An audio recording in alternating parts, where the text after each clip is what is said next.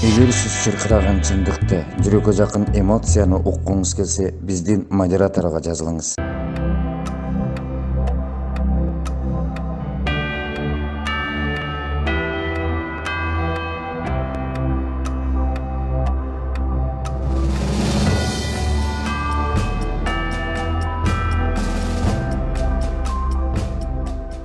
Талант Турдумаматович, биринчи документте 65 депутаттын колу турат. Анан айтып коюңуздарчы, Ахматов, Алмаз.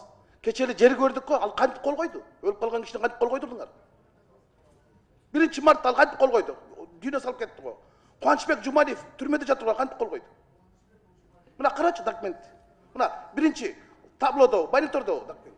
Рыскелди Чыныбекович, сиз Мына мен документ айтып атам. юридикалык мындай жол жобосу бар өзүнүнчө.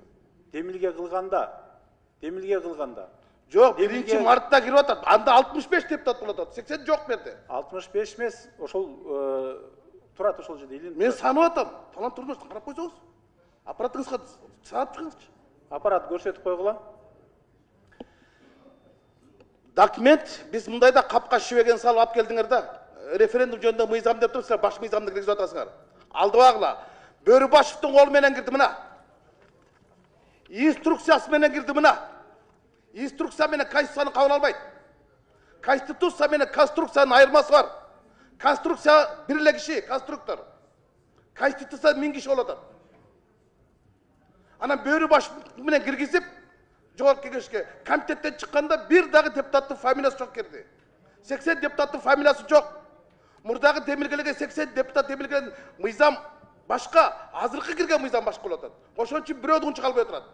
Мына Талант Турдумаматович, сиздин өзүңүздүн 20 ноябрда жарлыгыңызды окуп коюңуз.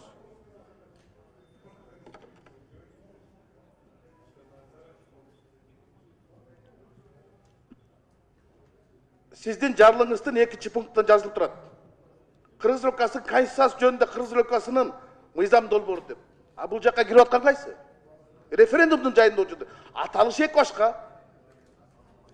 башка. Демек, эртең но депутаттар секирет.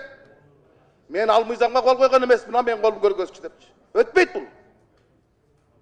Анан жөн эле ушул жерде жанагы докем айткандай көтөн зордукка сала бербегиле да, өкүм зордукка да.